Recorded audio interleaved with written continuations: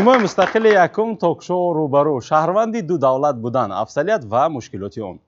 السلام علیکم بینندگان عزیزی تلویزیونی سیمای مستقل یکم. این توکشوی جوانان هست که ما با ایشان منبر میدهیم تا از دستاورد و مشکلات خود حرف زده باشند. 2 هفته قبل ما در مورد برد و باخت مهاجرت مهنتی صحبت کرده بودیم و ادامه منطقی انا همان موضوع رو ما خواستیم که امروز بررسی کرده باشیم و امروز در موضوع شهروندی دو دولت بودن از افضلیت و مشکلات آن حرف زدیم. در سوید نفران دعوت شدند که تصمیم دارند دو شهروند شوند و از پیوندانشان دو شهروند یعنی شهروندی دو دولت هستند و همچنین شهروندان دو دولت نیز دعوت شدند و اینچنین دانشجویان نیز هستند که ضدی گفتم ممکن است که شهروندی دو دولت بودن نیز هستند در سوریه و دانشجویان از دانشگاه دولتی خوجند به نام اکادمیک باباجان غفورов اینجا دعوت شدند. در منبری بحث قرار دارند رستم نیمانوف و همچنین شهریار علیمجانوف. خوش آمدید جوانان عزیز. و فکر جوانان رو امروز ما تصمیم گرفتیم که با 3 نفر کارشناسان گذرانیده باشیم. اینها هم باشند معلمه منیره زاکر و نماینده از تشکیلات جمعیتی چشمه حیات معلمه. ما شما رو خوش آمدید میگیم و همچنین ساکن شهر خوجند فعال جامعه شهروندی استاد نعمان خان حسنوف. استاد شما رو خوش آمدید میگیم. و یک نفر کارشناس فعال ما چهره که شما فکر میکنم میشناسید پروفسوری دانشگاه دولتی حقوق بیزنس و سیاست تاجیکستان حقوق شناس استاد صمد بالتویف. استاد خوش آمدید. خب قبل از آغاز صحبت دوستان عزیز ما یک ویدیو کوتاه به اصطلاح کپشن ویدیو آماده نمودیم. در همین موضوع یک نفر دانشجو میخواهد که شهروندی دو دولت باشد. بیاید از حیات او از مانیتور شاهد میشیم بعداً بحث را آغاز میکنیم.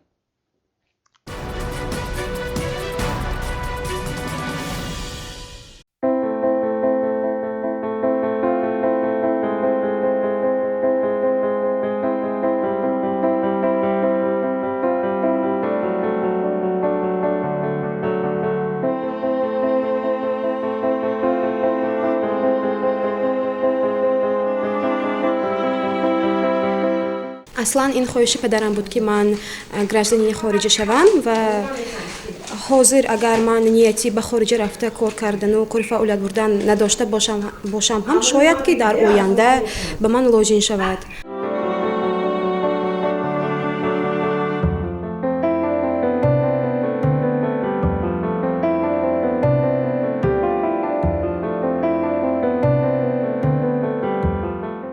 بسیار مرکز بسیار صحاوی یعنی با اصطلاح زبان روسی MFC هست که در آنجا تمامی نمودی حجت‌های گرفتن دو شهروندی را با رسمیت دارند. در آنجا همین قاعده و قانون‌ها و تمام متخصصان ساحه در آنجا هستند که میتوانند از آنجا از همین قاعده و قانون که از همین طریق رسمیت داری از همین نهاد از مرکزهای بسیار صحاوی استفاده برند.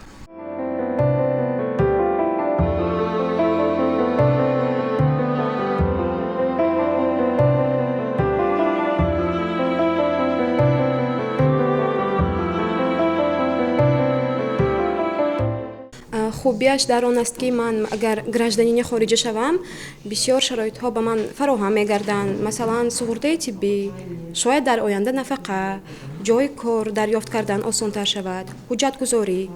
و خوبیش در آن که به فکر من گرجدانی خارجی شوم ضرور نیست که از جمهوری تاجیکستان یعنی از گرجدانستوی جمهوری تاجیکستان دست کشم.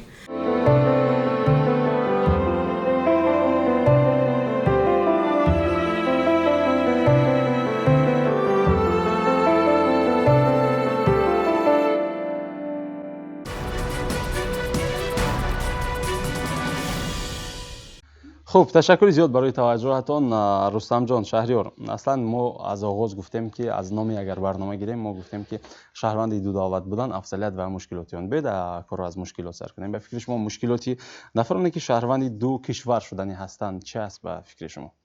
کی آغاز میکنند؟ مرحبا. به اندیشه من وقتی که شهروند دو دولت هستید باید مسئولیت و عهده‌داری بسیار داشته باشه بر ذمه خود. چون و باز انتخاب های باید پیش روی شما بیاید که شاید هر دوش رو رد کنید، شاید هر دوش رو طرفداری کنید. از این رو بیشتر به مشکلات روبرو میشوید. چون که هر یک دولت نام بسته از دولت، هر یک خانه فرض کردیم اگر ما اعضای دو عائله شدنیم باشیم، هر یک عائله به خود урфу одат дорад, характер дорад, баъд уҳдадориҳое дорад ки ва масъулиятҳое дорад ки шумо онро иҷро намоед. алалхусус имрӯз дарди имрӯзаи мисол ҷомеаи ҷаҳонӣ ки мисол ҷанги Украина бошад, фарз кардем мо шаҳрванди Тоҷикистон бошем ва ҳам шаҳрванди Русия бошем. нигоҳ кунед, агар ман ҷанг равам, Тоҷикистон маро аз озодӣ маҳрум мекунад. агар барои Русия мисол ҷанг наравам, як масъулияте ки мисол ҳамчун як шаҳрванд ман дар он ҷоҳ ба дӯш дорам, зери по карда мешавад. фаҳмон. хуб бошад, рустам, шумо тасмим доред ки ду шаҳрванд шавед ва чанд қадамро низ дар суҳбати пешагӣ, чун ман маълум кардам ки чанд қадамро низ гузаштаед. чаро тасмим доред ки шумо ҳам шаҳрванди Тоҷикистон ва ҳам шаҳрванди Федератсияи Русия бошед? ба фикри ман душаҳрвандӣ ман тасмим гирифтам ки душаҳрвандӣ хело хуб аст барои яъне ки шаҳрванди ду кишвар шудан бисёр имкониятҳо пайдо мешаванд. яъне ки ҳар як давлат ба худ қонунҳои ҳуқуқҳои худро дорад ки яъне ки дигаргун ҳаст. дар ҳар як кишвар ҳуқуқҳои худро ва ҳуқуқҳояшон дигаргун ҳаст. яъне ки дар имкониятҳое ҳаст ки дар Тоҷикистон бошаду дар Русия не, ё дар Русия бошаду дар Тоҷикистон не. ба фикри худи шумо масалан чӣ мушкилот ҳаст ини масалан шаҳрванди ҳам давлати ҷумҳурии Тоҷикистон ва ҳам Федератсияи Русия будан чӣ мушкилотҳо ҳаст ба фикри шумо? ба фикри ман мушкилотҳояшон нест. нест мушкилот нест. мисол агар ту дар Русия таваллуд шудагӣ бошӣ, яъне ки дар он ҷо бисёр имкониятҳои ту бисёр мешавад барои шаҳрванди русӣ шудан. яъне шумо манзуратон ин аст ки ҳини кӯдакдор шудани шумо имкониятҳо ба кӯдакҳои шумо агар шаҳрванди Русия бошад имкониятҳои зиёд аст. хуб бошад, биёед ҳоло аз имкониятҳо баъдан боз мегӯем. бачаҳо шумо чӣ фикр доред? чӣ мушкилот ҳаст? чӣ мушкилоти душаҳрванд шудан ҳаст? ки огоҳ ҳаст? ки чӣ мегӯяд? марҳамат, кадоматон? шаҳрванди ду давлат шудан яъне ки ду кишвар пеш аз ҳама уҳдадориҳои худро дорад. пеш аз оно ки шаҳрванди ду давлат шаванд, он бояд ки ҳуқуқҳои дигар, яъне ки бояд ки он давлатро бояд донад, конститутсия онро донад, бояд ки аз рӯи амал намояд. ва ман зидди ду шаҳрвандӣ ҳастам, чунки дар як ҳолат шаҳрванди ду давлат шудан ғайриимкон аст. чунки ҳам дар ин давлат ҳам дар он давлат чихел уҳдадори ду давлатро иҷро кардан, ин ба фикри ман мушкил аст. барои ҳамин ғайриимкон мушкил аст. мушкил аст, бале. чунки барои ҳамин шаҳрванди як давлат шудан беҳтар аст. масалан баъд аз он ки шаҳрванди дигар давлат шуда, шумо ҳатман ҳуқуқу уҳдадории худатонро бояд ки дар он ҷо табқи конститутсияи ҳамон давлат риоя намоед. фаҳмо. бачаҳо боз ки чӣ мегӯяд? марҳамат Сайҳона.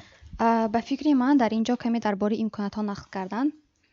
нафароне ки ба хориҷа мераванд ва шаҳрвандии хориҷиро мегиранд, бо кадом мақсад мераванд? якум шаврикози аз навор дидем, барои дар оянда маоши хуб гирифтан ё ки бо нафақа таъмин шудан ва дигар чизҳо.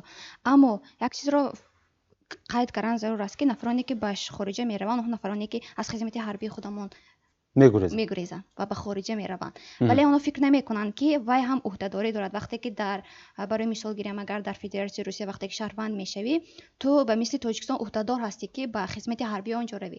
аммо ин чизро ба инобат намекунанд, фикр мекунанд ки ҳам аз ин ҷо озоданд, ҳам аз он ҷо. мушкилот ба аз хизмати ҳарбӣ гурехтан ва он ҷо ба хизмати ҳарбӣ рафтан ба фикри шумо бошад. боз чӣ мушкилотҳо ҳаст? дигар мушкилотое ки сангин дар шахсони ду шаҳрвандӣ доштааст, ин аст ки барои онҳо интихоб хеле зиёд мешавад. масалан гирем, ҳар шахс медонад ки ватан яктост, модар яктост, вале вақте ки ҳар як шаҳрванд ду шаҳрвандиро мегирад, барои бинад ки ду интихоб аст. масалан ҳам қарзи ин ватанро иҷро кардан накунад, ҳам қарзи он ватанро. вале асосан дар ҷомеаи мо ин чиро ба инобат намегиранд. вақте ду шаҳрвандӣ ба он хотир мегиранд ки барои пайдо кардани шароити хуби зиндагӣ, вале онҳо дигар масалан қарзҳои ватандорӣ дигар чи дар кишвари дуюм барои онҳо муҳим нест. муҳим он аст ки масалан шароити зиндагӣ хуб дошта бошанд, яъне ки зиндагӣ бо фароғат барои онҳо афзалтар аст аз меҳри ватан ё ки хизмати давлатӣ. бошад. ҳаст боз ягон иловаи дигар ҷавонҳо? агар нест, биёед ба коршиносо мегзорем. муаллима Зокирова, шумо чӣ андеша доред? чӣ мушкилот дорад ва фикри ҷавононро шумо ба фикри ҷавонон розӣ ҳастед, зид ҳастед, чӣ гуна аст? не, ман фикри ҷавононро ҳозир гӯш кардам. ман гумон мекунам ки ватандӯстдории онҳо хеле ҷиҳати мусбӣ аст. гуфтаам ки гирифтани шаҳрванди дигар давлат барои шаҳрванди Тоҷикистон, ин бисёр имкониятҳо дорад, бисёр бартариҳо ҳам дорад. лекин шаҳрванди тоҷикистон агар шаҳрвандии дигар давлатро гирифта бошад, вай аз ҷониби тоҷикистон фақат ҳамчун шаҳрванди тоҷикистон қабул карда мешавад. яъне он вазифаҳое ки он ӯҳдадориҳое ки ҳозир гуфтанд, шаҳрванд ҳамон вақт пайдо мекунад ки дар ҷои зисти доимии худ вай ҳама ӯҳдадориҳоро иҷро мекунад. ва ҳангоме ки шаҳрвандӣ мумкин барои мо зодагони давлати шӯравӣ ин чиз он қадар ҳам чӣ мегӯянд акун вазнин нест. барои он ки мо дар даври шӯравӣ таваллуд шудем, хондем, дипломам гирифтем, кор кардем, барои мо ҳамин ин як ватан аст. русия, тоҷикистон ҳамин 15 республикаҳое буданд, барои мо як ватан буд. барои ҳамин барои мо қабули он қадар ҳам мисли ҳозира ҷавонон душвор нест. лекин ман ин ҷавононро ҳам мефаҳмам. барои ҳамин агар ҳамчун шаҳрванди тоҷикистон, ман гумон мекунам ҳамеша аз ҷониби ҷумҳурии тоҷикистон аз ҳимоя ва пуштибонӣ ӯ бархурдор ҳастам. ва вақте ки наздики акнун ба нафақа баромадем, барои ман гирифтани шаҳрвандии дигар давлат фақои мумкин барои шумо хандаовар бошад, гумон мекунам не, ман орзу мекардам ки вақте ки нафақа мебарам ба бисёр давлатҳои дунё сафар мекунам. вақте ки дидам ки бо шаҳрванди тоҷикистон фақат метавонад ба 50-60 давлати дунё бераводид сафар кунад. вале вақте ки агар шаҳрванди дигар русия бошад, ман ин имконият 2 баробар зиёд мекунам. баръакс пас аз ҷанг имкониятҳо маҳдуд нашуд муаллима? инаша намедонам, лекин ҳамон вақте ки ман гирифтам фикри ман фақат ҳамин буд. фаҳмо. бошад, ташаккур. саломат бошед. хуб, устод. шаҳриёр марамад. вақте ки мисол ҳозир то андозае аз ҳисси ватандорӣ мо сухан кардем, аз натиҷаҳои шахсии худам баромад ки яъне ки маълум гашт ки онҳое ки яъне ки ду шаҳрванд ҳастанд ва дар Федератсияи Русия зиндагӣ мекунанд, то андозае меҳри ватандорӣ мисол дар он мисол костатар аст. онҳо аз ҳуввияти миллии худ, аз хештаншиносии худ то андозае бехабар ҳастанд. ин ҳам душворӣ аст. бошад. ҳамин гуна ҳаст. масалан дар муваҷиҳати меҳнатӣ қарор дорад, вақте ки бо онҳо ҳамсӯҳбат мешавад, ҳеҷ кас тавсия намедиҳад ки ба Русия биё, шаҳрвандӣ гиру, дар ин ҷо зиндагӣ кун. ҳар кас мегӯяд ки онҳо масалан маҷбур буданд, падарони онҳо масалан дар ягон ҷо кор намекард ки онҳо дар ватан хонанду дар ҳамин ҷо зиндагӣ кунанд. онҳо маҷбур буданд ки ба Русия раванд ва дар ҳамон ҷо масалан шарту шароити хубро сохтанд барои худшон. онҳо акнун ба мо имконият медиҳанд ки мо дар ватани худ хонем, мо дар ватан таҳсил кунем, ҷои кор ёбем, шароити хуби зиндагиро дар ҳамин ҷо ёбем. онҳо ҳам мегӯянд ки қадри шумо дар ватани худа. ҳеҷ кас барои як кас тавсия намедиҳад ки биё аз он ватан. аз натиҷаи шахсӣ ман маълум гашт. ман дигаро мисол намедонам, ман ҳукм карда наметавонам ки 80-90% ки мисол дар он ҷо зиндагӣ мекунанд. лекин аз ҳамун натиҷаҳое ки ман гирифтам ҳамин гуна ҳаст. ташаккур. шаҳриёр Гулназар, ҳоло дар мавриди имкониятҳову дастовардҳо мо бармегардем ва баҳси шуморо мо интизор мешавем албатта. хуб устод, шумо чӣ назар доред? мо аз душвориҳо аз ҷавонҳо пурсидем, шумо чӣ мегӯед? ман асос мекунам гуфти худро ба сарқонуни ҷумҳурии Тоҷикистон конститутсия. дар моддаи 15 гуфта мешавад ки мансубияти шаҳрванди Тоҷикистон ба шаҳрванди давлати дигар эътироф намешавад. яъне агар дар қисми дуи моддаи конститутсияи 15 гуфта шудааст ки шаҳрванди дигар давлат Тоҷикистон эътироф намекунад, ба ғайр аз бистиснои мавридҳое ки қонун ва шартномаи байнидавлатӣ нишон дода шудааст. акун ин масъала наздик бемагар 7 сентябри соли 1995 ҳукумати Тоҷикистон бо ҷумҳурии Федератсияи Русия шартнома имзо кард. ки мо шаҳрвандии Тоҷикистон ду шаҳрванди Тоҷикистон эътироф мекунем гуфта. аз ҳамун саркарда 1995 саркарда шаҳрвандон Тоҷикистон ҳуқуқ доранд шаҳрванди Русия шаванд. ин яъне қонун аввал ман мекунад, эътироф намекунад, баъд мегӯяд ки ба асоси шартномаҳо ҳуқуқ дорад ки шаҳрванди дигар давлат шавад. ин ки мо шартнома аслан бо давлати Русия дорем ки бисёр шаҳрвандони мо дар Русия дар муҳоҷирати меҳнатӣ, дар сафари корӣ ё ин ки дар зисти зиндагӣ мебошанд. ман тарафдор ҳастам ду шаҳрвандӣ бояд бошад. ташаккур. бошад, саломат бошед. устод Самат Болтаев, устод азиз, бед аз нуқтаи назари ҳам ҳуқуқӣ баҳо гузорӣ кунем, ҳамчун як шаҳрванди фаъоли ҷомеаи шаҳрвандӣ низ андешаатонро мо мехоҳем ки гирем. аслан устод, ҳамин калимаи душаҳрвандӣ масалан дар оғоз шумо моро пеш аз суҳбат низ ислоҳ кардед, аммо дар ҷомеаи мо масалан калимаи душаҳрвандӣ гуфта мумкин аст ки маъмул шудааст ва намегӯянд ки шаҳрванди ду давлат ё ин ки ҳуқуқ аз нуқтаи назари ҳуқуқӣ чи аст, чӣ равшанӣ меандозад ҳуқуқ дар ҳамин масоил? гап дар сари он аст ки пеш аз ҳама шаҳрвандӣ این با حقوق و عهده‌داری هایی که دولت برای شخص معین کرده با هم علاقمند است. یعنی وقتی که از جهت حقوق های ما میگیم طبیعی، میگیم انسانی، وقتی که شخص تولد میشود تا به بلاغت رسیده صاحب حقوق و عهده‌دار شدنش و حقوق های طبیعی همه رو صاحب است. حقوق به حیات، حقوق به سلامتی. بعد دولت وقتی که او رو اعتراف میکند همچون شهروند به وی حقوق و آزادی ها رو میدهد و از همین نقطه نظر وی شهروند حساب میشود. انکون حقوق و عهده‌داری وقتی که میدهد یگانگی حقوق و عهده‌داری هست، فقط حقوق و آزادی نه، عهده‌داری ها هم. برای همین وقتی که یک شخص میگوید که من دو شهروندی یا شهروندی دو دولت میشوم، یعنی گفتنش ممکن است که انا همین مجموع حقوق و عهده‌داری های خیلی که رستم جان شهریار خیلی که گفتند که باید که وقتی که درباره همین حقوق و عهده‌داری دو دولت میگوید و فرق کردنش ممکن و دو عائله مثال گرفتید که شما دو عائله چقدر فرق میکنه، دو دولت هم فرق میکنه. بله. برای همین در یک وقت اجرا کردن عهده‌داری در نزد دو دولت خیلی مرکب است. شما مشکلات گفتید که بله. برای همین این مسئله خیلی مرکب است. مشکلات در همین ظاهر میشه. برادر عزیز ما حاضر اینجا گفتند که موافق قانون، موافق کانستیتوسیا، قاعده عمومی همین خیلی است که شهروندی دیگر دولت رو در تاجیکستان اعتراف نمیکند.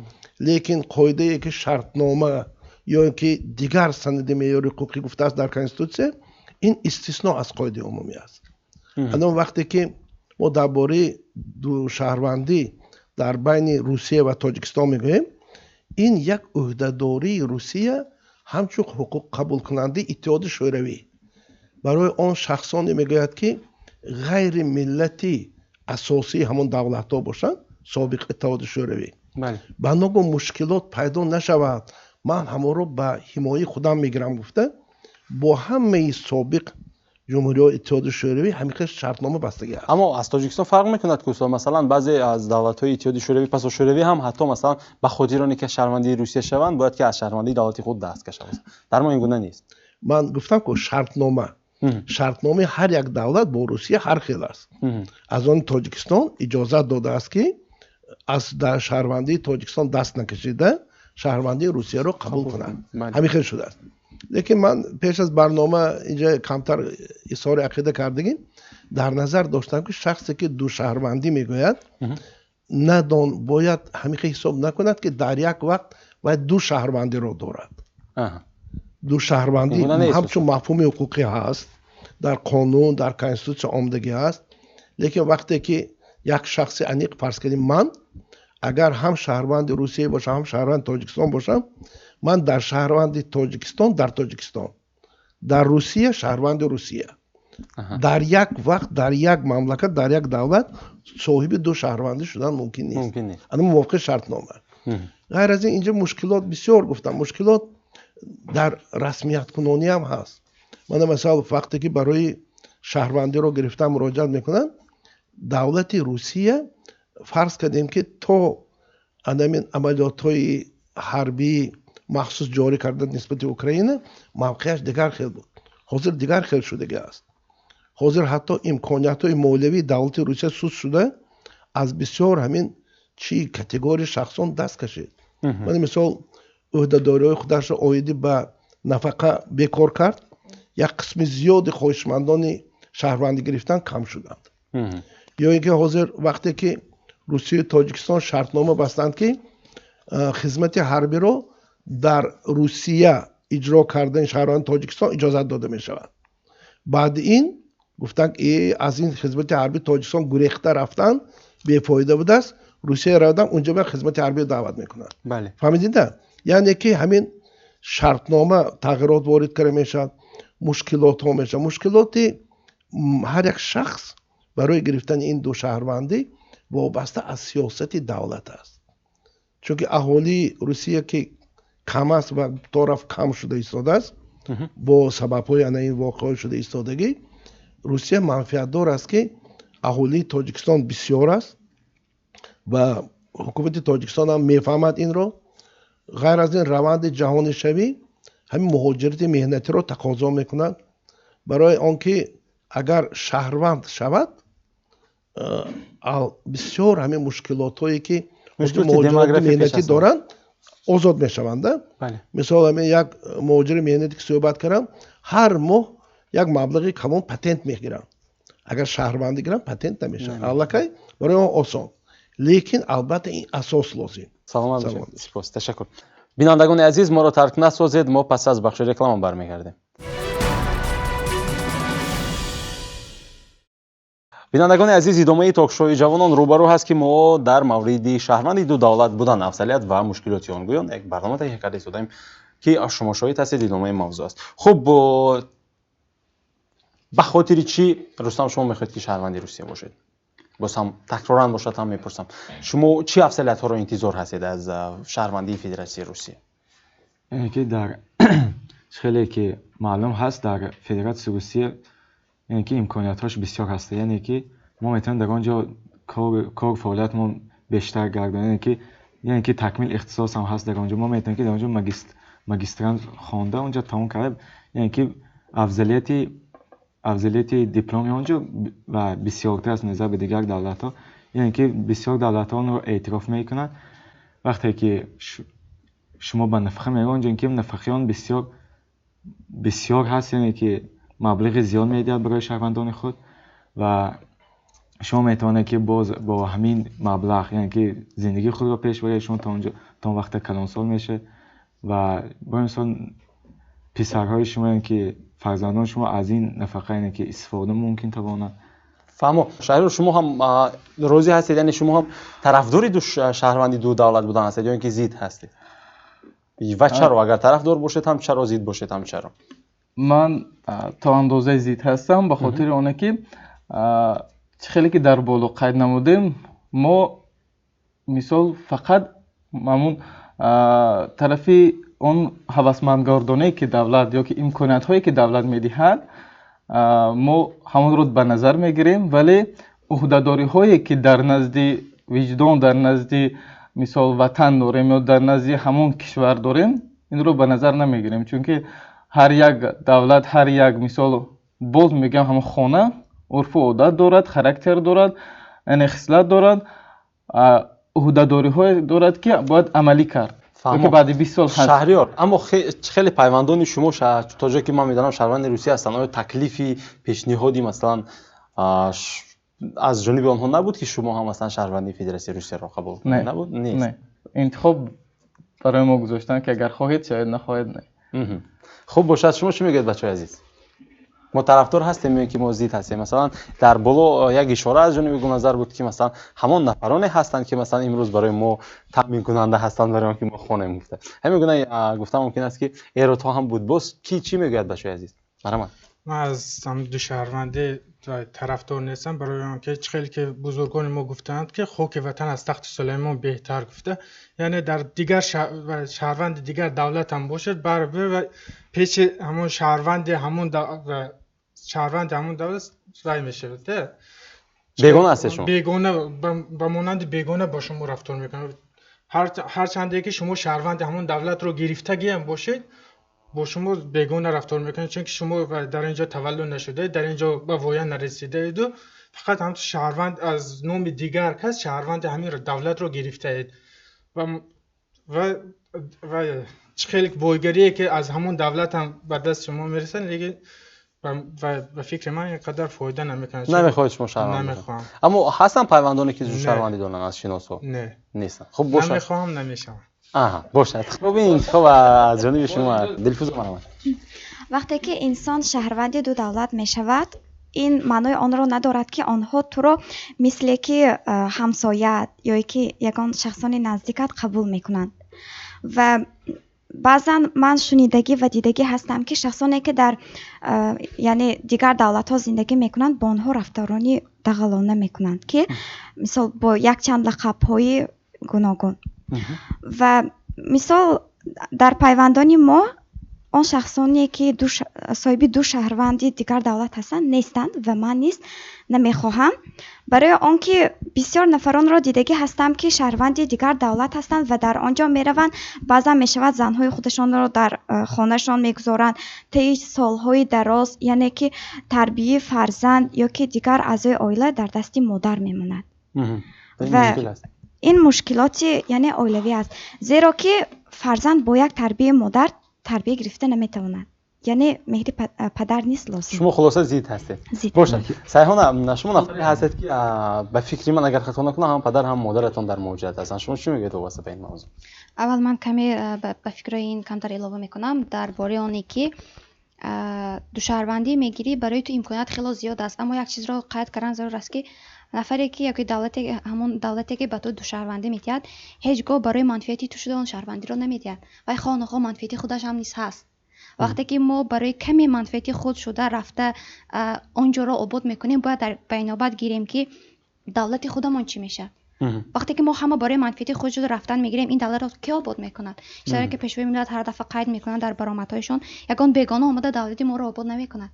باید ما خودمون آباد کنیم. فهمو همین سخن‌ها رو شما با پدر و مادرتون جسارت کرده میگید یا اینکه نه؟ شاید حالا ما رو میبینن، البته چون با یوتیوب هم میذارن. البته از یوتیوب میبینن. در عائله ما خیر دوشاروندی نیست، لیکن نیت هست برای گرفتن. پدرم و از نزدیکانمون دوشاروندی دارن، لیکن من به این چیز زید هستم. حتی بعضا وقت میشد با پدرم زید نیو خیر یک لشکر میفهمونم ناراضگی خود رو من به این چیز راضی نیستم. یعنی من گرفتن نمیخوام دوشاروندی رو. خیر اقتصادیات از حسابی که اقتصادیات است و اون کسبی که پدرم دارن در اینجا اینقدر امکانات نیست که از روی همون کسب کار کنن. برای این به روسیه میروند و در اونجا کار میکنن و مادرم هم نیست حاضر میروند. این تا یک اندازه برای من مشکل است. برای اینکه مادرم وقتی که رفتن تا یک اندازه تربیت خواهرانم به دست من موند. لیکن من اون چیزی که پدر و مادرم داده میتونن و خواهرانم داده نمیتونن و همه آن عهده‌داری ها رو اجرا کردن نمیتونم. این تا یک اندازه مشکل است. من با آنها میفهمونم، حتی پیش از رفتن مادرم نیز فهموندم که این من همین چیزها هست گفته. خیر باز به خودشان موندم که خودتان میدونی گفته. فهمو. تشکر. خب کنه که ما نسل جوان ما مشکلی رو ندیدیم، ما سختی رو ندیدیم، ما روزهای مثلا جنگ شهروندی رو در جمهوری ندیدیم. اینها پدر و مادران ما بودن که از ما بزرگان بودن که همون روزهای سخت زندگی رو پس سر کردن. و ما اینجا حرف میزنیم اما نمیدونیم که اگر رفتم پدر و مادر ما در روسیه نباشن، برادران ما در روسیه نباشن، آیا ما در همین وقت در همین جا می‌نشستیم یا اینکه ما هم از پس اونها میرفتیم. شهروندان جمهوری تاجیکستان بسیاری از نفرانی هستند که میباشند که با خواست دو شهروندی نمیگیرن، برای امکاناتش میگیرن. مثلا ببینید که برای اون شهروند 1 میلیون مهاجری که در روسیه داریم، در رفت جنگ هم در همین سال 2022 در یک روز 500,000 نفر مثلا شهروندی روسیه رو میگیرن. برای چی میگیرن؟ برای امکاناتی بیشتر، برای دریافت مبلغ زیاد. مثلا اگر که اونها نگشتن باید رجیستر کنن یا که مثلا پتنت سپرن، بسیار خراجاتی که میشود همون رو مثلا باید به حکومت مثلا روسیه پرداخت کنن، اما اونها این رو نمیخوان. وقت اونها میخوان که به وطن بسیارتر مبلغ برسن. همه میدونن که 40% بودجه جمهوری تاجیکستان رو از حساب مثلا مهاجران پر میکنن و وقتی که اونها دو شهروندی میگیرن، عائله بسیار از نفران عائله خود رو نمیبرن، یعنی که فرزندان خود خردسال همسر فرزند رو برای اون با روسیه نمیبرن، برای همراه خود. برای چی؟ اونجا مثلا میگه که منتالیته دیگر است. گفت برادر ما که عرف و عادت خود رو دارن و اونها نمیخوان که فرزندان رو در چنین شرط و شرایطی به همانند روسا به وای رسد. و ما باید این رو قبول کنیم که مثلا با کدام خاطر میگیرن اونها، همین مقصد اساسی اونها چیست از همین گرفتن مثلا دو شهروند دست کشیدن هستن. من نفری رو میدونم که در همین ولایت سوخت همچون مثلا شفاکار پزشک فعالیت میبرد و اون همون نفر هم شهروندی روسیه دارن. وقتی که اونها اولین اشتباه به من نشون دادن، از اون پرسان شدم که اکنون شما به روسیه میرید؟ گفتن که نه من نمیرم، در همین جو فعالیت کاری هم خوب است و اگر رفت تو مثلا یگان روزی سختی و لازم شود برای نفقه یا دیگر چیز شاید که روم، اما من باز هم انتخاب میکنم وطن خود رو. فهمو. یعنی اگر این باز یک چیز دیگر یک سوال داشتم. اقتصادیات جای معنویات رو گرفته میتونه؟ اقتصادی جای معنوی رو گرفته نمیتونن ولی در اکثر حالت‌ها همه مثلا این برای مردم مهم نیست که مثلا حفظ یا تندرستی و دیگر چی رو در سطح اول اشکم سیر خود رو همه فکر میکنند. مثلا این هستن نفران فیدایی که با یک معاش کم در کارگاه ها مثلا فعالیت می، اما این نفر فیدایی در همه حالت کم است. در تمام دور زمان بودن 10% نفرانی که آنها باسواد بودن که از غذای معنوی آگاه بودن ولی 90% جامعه همه وقت میرد از پس این مادیات. خوب باشد. باز هست علاوه دیگر یگان علاوه معلم شما یگان بسیار فکرهای عالی جناب بچه ها میگویند. من همین رو گفتنی که هر یک شخص برای یگان حل مشکلات خود، برای پیشرفت عائله خود، برای من حاضر چه خیلی که سوال دادن معنویات یا مادیات خودش این سبزش انسان از همین سر میشد که اول در زینه های اول باید چی رو خانه کند؟ فیزیولوژی، یعنی پوشیدن، خوردن، بعد خوندن، کار کردن و البته سطح بالا میرد. هر یک انسان حرکت میکند. همین شهروندی دیگر رو گرفتن هم نه برای اینکه وای وطن خود رو میفروشد یکی وطن خود رو دوست میدارد، این نه. من بسیار بچه‌ها رو، جوانان رو دیدم که در سطح بلند در ساحه طب بسیار جوانان رو دیدم که آنها الکی یک موقع بسیار بلند رو اشغال کردن، یا اختصاصی خیلی بلند دارن. من گمان میکنم آنها می آیند حالا تاجیکستان کار میکنند با تجربه با دانش خیلی بلند. اینجا جوانان هر خیل فکر دارن. من گمان میکنم که هر یک آنها درست بودن فکری خود را بیان کرده میتوانند. ولی من خود شما چرا مثلا دو شهروند شده؟ من سببش را گفتم. سببش همان فرزند اتحادیه شوروی بودن و از امکانات ها برخوردار بودن. برای من همچون فرزند اتحادیه شوروی این یگان و من خودم وطندوست هستم. من هم مهاجرم بودم. هر یک این زینه رو گذشتم. حاضر در عین حال من با اون زنهایی که مهاجرت میروند الکی من آنها رو میتوانم تیار کنم باید چگونه اونجا تیار شدن که عذاب نکشن، نه روحانی نه مادی نه دیگر. من با استاد یک سوال دادنی بودم. حاضر اینجا جوانان بسیار بحث میکنن. انا جوانان رفتن گرفتن شهروندی روسیه رو. ما اینجا فقط درباره روسیه گپ میزنیم. آنها پیدا میکنن امکانات خیلی زیاد، یعنی آنها میتوانند در دانشگاه با نفوذی آنجا همچون شهروند تحصیل کنن، یک دانش خیلی با نفوذ رو گیرن، کسبای نادر رو. لیکن یک چیز وقتی که آنها برمیگردن آیا به شهروندی تاجیکستان که شهروندی دیگر دولت رو دارد یگان محدودیت اویدی کار کردن پیدا شده است. از خیلی که شما گفتید این از سیاست دولت وابستگی دارد. امروز دیگر گونه سیاست فرد و دیگر ما نمیدونیم که چی ما رو انتظار. برای همین به فکر میکنم جوان ها این رو باید دانند. وقتی که اونها با یک دانش مکمل گشته می آیند با اونها یگان محدودیت پیدا نمی شود چون آنها شهروندی دیگر دولت رو دارند. درست است. وقتی که سیاست دولت را نسبت مسئله شهروندی گفتم و در نظر داشت هم احتیاجات هر یک دولت، بعد مناسبت دیپلماتی بین دولتی، همین هر دو حالت را به نظر گرفتن لازم. چون که سالهای اولی بعد بستن شرطنامه دو شهروندی بین روسیه و تاجیکستان یگان محدودیت نبود. بعد وقتی که بعضی مثال ها پیدا شد که منفعت دولت روسیه فقط برای احتیاجات قوه کاری یا شرایط مهیا کردن نیست، مقصد گئوپلیتیکی روسیه هم هست. یعنی تأثیر دولت روسیه و دولت تاجیکستان بیشتر می شود اگر همان موردی که شخصان دو شهروندی داشته بسیار شوند. همین نقطه نظر کردیم. برای همین هم حکومت جمهوری تاجیکستان با فکر یک تخمینا 3 سال پیشتر با قانون درباره خدمت دولتی تغییرات وارد کرد، محدود کرد. برای خدمتچیان دولتی دو شهروندی ممکن نیست.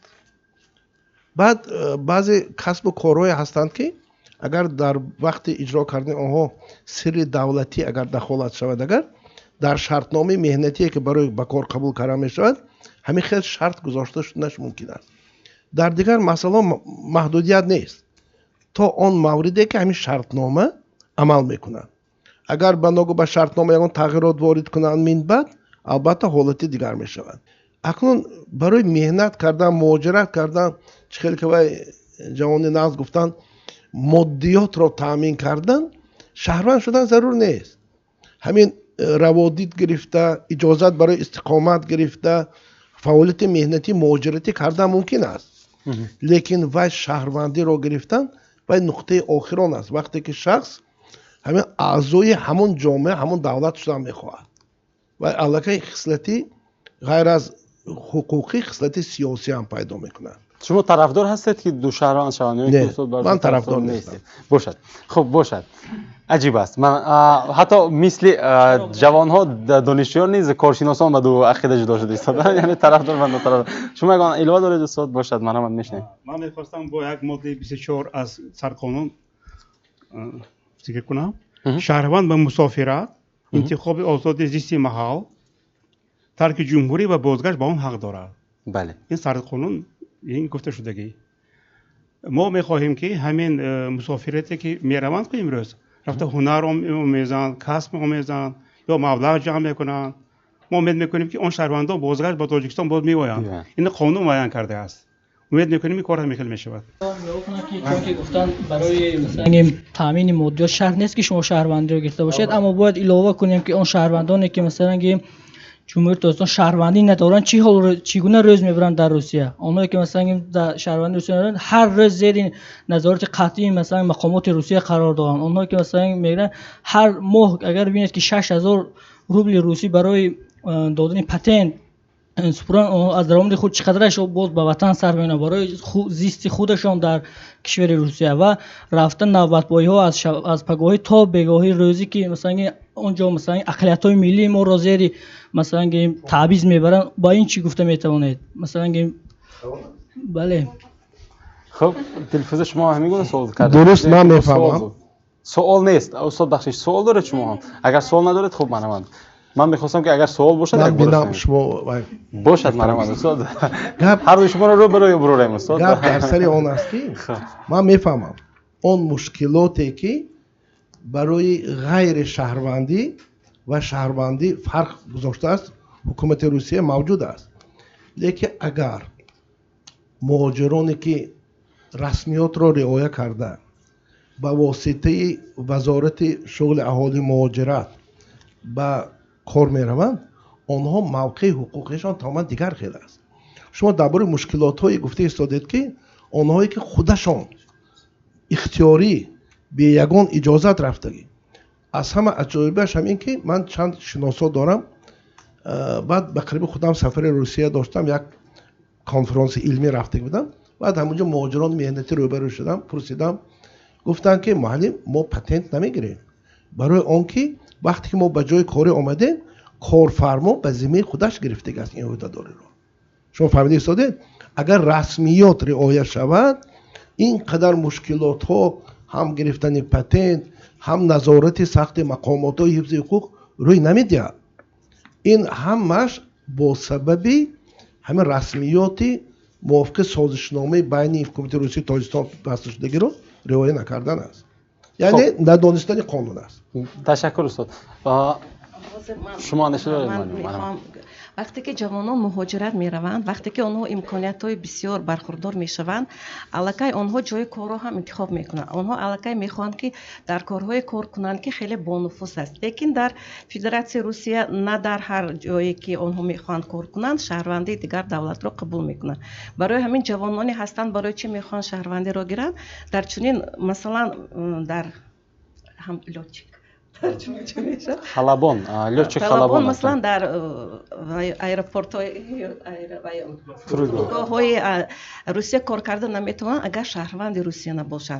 من میفهمم اون جوانایی که میخواهند این شهروندی رو گیرن، اونها فقط برای همین کسب و کارهایی که خیلی چی میگن درآمد زیاد دارن، موقع زیاد بلند دارن، برای همین اونو میخوان. من گمان میکنم که این بد نیست. بد نیست. خب تشکر. خیلی متاسفم. و بیاید این گونه شهریار بخشش یک نشانداد هم هست که با وجودی مثلا اونه که امروز در فدراسیون روسیه جنگ رفته ایستاده است، اگر ما معلومات آماری رو نگاه کنیم، چون اگر شما برنامه نبضی زندگی رو دیدید در آمار نیز نشان داده شده بود. اگر ندیده باشید ما سیلکش رو در زمین میگذاریم، میتوانید ببینید که در سال 2022 تاجیکستان بین دولت‌های اتحادیه شوروی رکوردزن است در گرفتن شهروندی فدراسیون روسیه. و این هم با تمام مشکلات هم نگاه نکرده.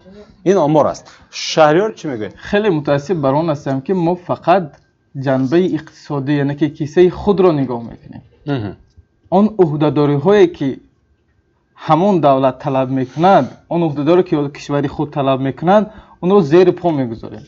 خیلی متاسف هستم.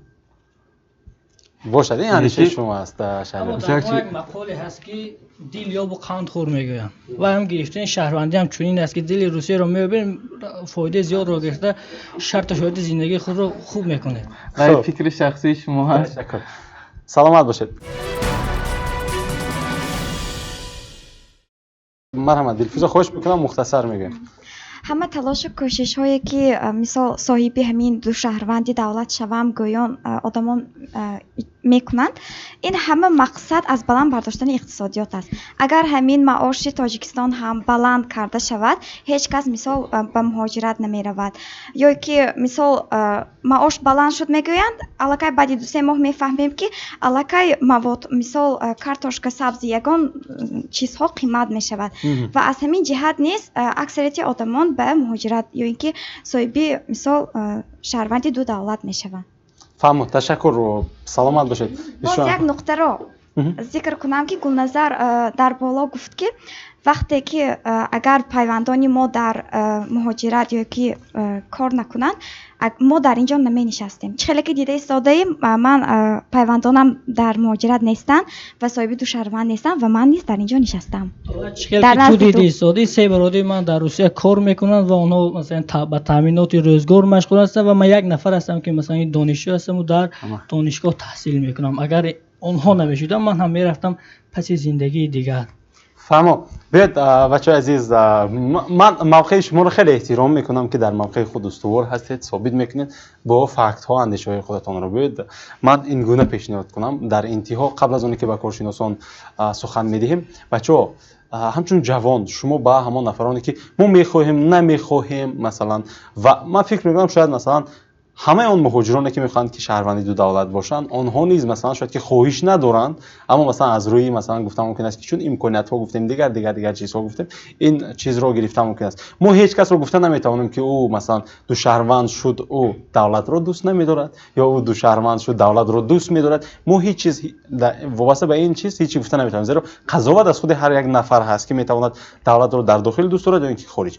اما منظوری من چی است؟ منظوری من این است که شما چی پیشنهاد میکنید، چی توصیه میدید همچون جوانی که در وطن امروز قرار داره یا همچون جوانی که آینده نیتی گرفتن دو شهروندی مثلا دیگر دولت رو دارید. ما دو شهروندی گفته بیشتر فدراسیون روسیه رو در نظر داریم، چون مثلا در دیگر دولت ها نیز این امکانات ها رو مثلا نفرانی هستن که پیدا کرده ایستادن، مثلا در آمریکا مثلا شهروندان تاجیکستان رفته آمریکا، شهروند آمریکا شده ایستادن، اما متاسفانه در دیگر دولت ها قاعده همین گونه است که باید که از شهروندی فدرال جمهوری تاجیکستان دست کشند.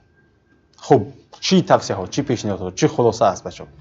توصیه من بر اون نفرانی که صاحب دو شهروند هستند، یعنی که در دو شهروند همچون شخصی حقوقی فعالیت میکنند، بر اون است که با اون مهاجرانی که در فدراسیون روسیه همچون شهروند اونجا فعالیت میکنند و زندگی میکنند، هویت ملی خودشون احترام کنند، مثل آن نفرانی که مثال از نام تاجیکستان در آنجا برآمد میکنند و آن فرهنگ ملی، آن نازک‌هایی که مثال هویت ملی ما طلب میکنند اون رو اعتراف میکنند، اعتراف کنند و فرزندهای خودشان هیچ نه در محیط عائله زبان مادری، زبان تاجیکی و عرف و عادت‌ها، فرهنگ و مثال خویشتن شناسی را آموزند.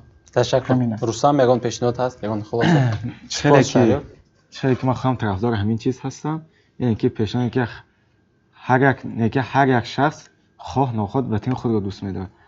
یعنی که برای گرفتن دو شهروندی خوب است اگر امکانیت باشد، یعنی که از طرف عائله با مثال ایران که از شهروند گرفته باشد، بگذار گیرد همان فرزند، یعنی که اون میتونه بعد از یک چند سال یا یک چند مدت اگر زندگی رو به همان فرزند بیاد، رفته در روسیه کار فعالیت خود را پیش بره. تشکر، سلامت باشید. جوان‌ها مرحبا. توصیه من چنین است که شخصی که صاحب دو شهروندی میخواد که شود، حقوق دارد شود یا اینکه نشود، و چنین توصیه میدیم که و آنها برای که بسیاری از همین دو شهروندی گفتن برای زندگی خوب شرایط خوب کردن، اما توصیه میدم که نگیرن و دو شهروندی در همون دولتی که کار یا که فعالیت کنن اما باز به وطن خود برگردن.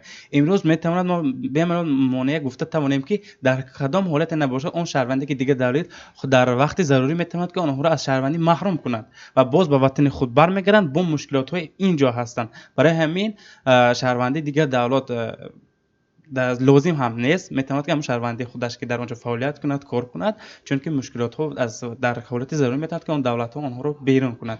و اینجا گفتن که وطن دوستداری وطن و این از خود شخص وابسته است، وطن رو دوست می‌دارد یا که احترام میکند احترام نمیکند، این وابسته است. این هر کس حقوقی وای هست. ما انسان نمیکنیم که در وطنی تو در کجا باشی و تو این کارو کنی اون کارو کن. هر کس با گفته خدا چه گفته بعد تقاضا به خودش است که او چگونه است. تشکر، سلامت باشید. به نظر من البته که یک شخص مثلا تاثیر نمیدهد که مثلا ترک وطن کنه با وجودی داشتن شرط و شرایط زندگی خوب در همان جامعه و مثلا برای مهاجران کاری چگونه میکنه دو شهروندان چگونه میکنه تا که فراخ میشود، اونها باید از این چی خوب استفاده کنن. و من همیشه مثلا به برادران خود توصیه میدم که ما تا کی مثلا در روسیه میمونیم، تا کی به مهاجرت میرویم، تو همین چی آخر ندارد. مثلا گیریم اگر در وطن باشید خیلی یک روز فوت میکنه در همون قبرستان گذارن، اما کشوری بیگانه یا که مثلا کشوری خانه همسایه بر این گپ که مثلا تا در آنجا میمونیم، ما باید از آن استفاده برد.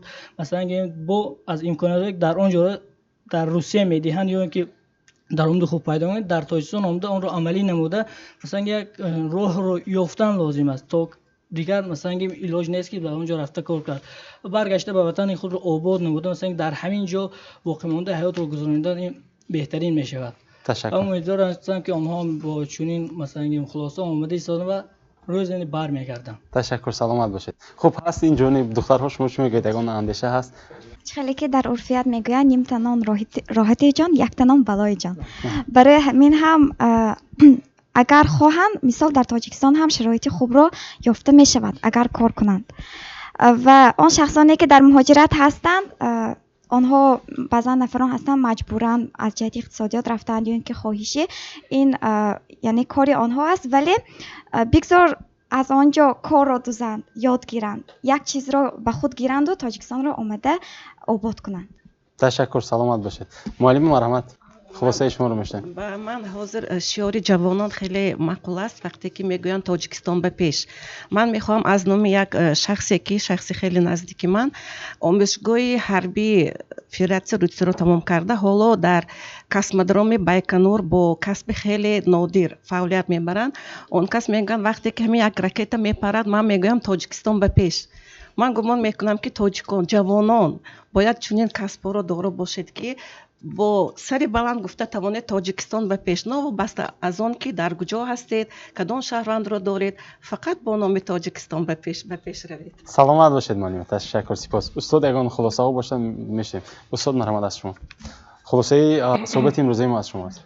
پیش از آن که خلاصه خودم رو گویم اینجا گلنظر یک چیز گفته که بودم من انیخ کنم از خاطرم نبره. خب گفتن که مبلغی که مهاجران مهنتی میفرستانند قسمی درآمدی بودجت دولت رو 40% تشکیل میکنن. گفتید این خیلی نیست، این خطا کردن ممکن نیست، چون که در نامگوی قسمی وارداتی بودجت مبلغی مهاجران مهنتی به نظر گرفته نمیشوند و الهیده به خود شهروندان میبیاید. اگر بناگاه همون مبلغی که اگر به تاجیکستان می آمد به واسطه به بودجت دولتی وارد میشد، بودجت دولتی 2 مراتب 3 مراتب زیاد میشد. لیکن تا آن وقتی که همچون شکل سرمایه گذاری و فعالیت صاحبکاری وارد نشود اگر و فقط برای همیان خودی شهروندان. اویدی مسئله دو شهروندی من اگر زید باشم هم موقع شخصی منه، لیکن همچون متخصص گفتم میخوام که این واقعیت ناگزیر است. یعنی که از آن که محدود میشود میگوید که مسافرت یا مهاجرت ممکن نیست گفتم محدود کردن، این خصلت دولتی دموکراتی نیست. برای من تاجیکستان که همچون دولتی حقوق بنیاد دنیوی демократии худашро эълон кардааст ва барои шаҳрвандонаш озодӣ додааст. агар ҳатто ба ногоҳ рафта на фақат душаҳрвандӣ баъз ҷавонҳои муозир бисёр мехоҳанд ки ба иёлоти муттаҳидаи амрико раванд, дар он ҷо қоидааш аз шаҳрвандӣ даст кашидан лозим аст, ҳатто ҳаминро ҳам манъ намекунад. ва зиёда аз ҳамин ҷо як чизам ишора карда гуфта монам ки шумо фикр накардед душаҳрвандӣ баръаксш ҳам аст. вақте ки давраи мобилизатсия шуду шаҳрвандони русия омаданд, онҳо хостанд ки шаҳрвандии тоҷикистонро гиранд, лекин тоҷикистон розӣ нашуд. шумо медонед ҳамин чизро? тоҷикистон шаҳрвандӣ намедиҳад. ҳатто дар ҳамон шартномаи соли 1902 гуфтагиам ҳамин хел гуфта шудааст ва яктарафа аст. яъне барои ҳамин ҳам мо гуфтаем ки шаҳрвандие ки мо дорем онро қадр кардан лозим аст ва ифтихор кардан лозим аст ки шаҳрванди ҷумҳурии тоҷикистон ҳастем. саломат бошед суд. ташаккури зиёд. бинандагони азиз, манзур аз таҳияи ин барнома ва манзур аз таҳияи ин лоиҳа ҳам муҳоҷирати бехатар ҳаст ки мо осуда бошем, хушу хушҳол бошем. мо хеле зиёд гуфтем, фикр мекунам хулосаи дуруст аз худи шумо аст дӯстони азиз. ва дар барнома нишон аз донишгоҳи давлатии хуҷанд ба номи академик Бобоҷон Ғафуров, дар минбари баҳс Шаҳриёр Олимҷонов ва ҳамчунин Рустам Неъмонов иштирок доштанд. ташаккур бачаҳо аз шумо ва ҳамчунин дигар ҷавонҳое ки андешаашонро гуфтанд. ба ҳар як шумо сипос мегӯям. ва инҷо ба ҳайси коршиносони барномаи мо Мунира Зокирова муаллима, намоянда аз ташкилоти ҷамъияти Чашмаи ҳаёт буданд ва ин нафар мо маҳз сабаби даъвати мо дар барнома эшонро ин ҳам ҳаст ки замони муҳоҷир буданд ва имрӯз барои муҳоҷирҳо кӯмак мекунанд. муаллима, ташаккур барои мавқеи шаҳрвандӣ ва ҳамчунин шаҳрванди шаҳри Хуҷанд, фаъоли ҷомеаи шаҳрвандӣ устоди мо Нӯмон Ҳасанов буданд. устод, аз шумо ҳам ташаккур мегӯем ва фикри моро коршиносӣ намудан. имрӯз чеҳраи шинос ва устоди азизи мо, профессори донишгоҳи давлатии ҳуқуқ, бизнес ва сиёсати Тоҷикистон, устод Самад Болтиёв. устод, сипос барои андешаҳо ва барои омода иштирок кардан. сипос. боз ҳам ҳамон гап, дӯстони азиз, хулосаи дуруст аз худи шумо аст. мо бо мавзӯъҳои дигар бармегардем. худоҳафиз.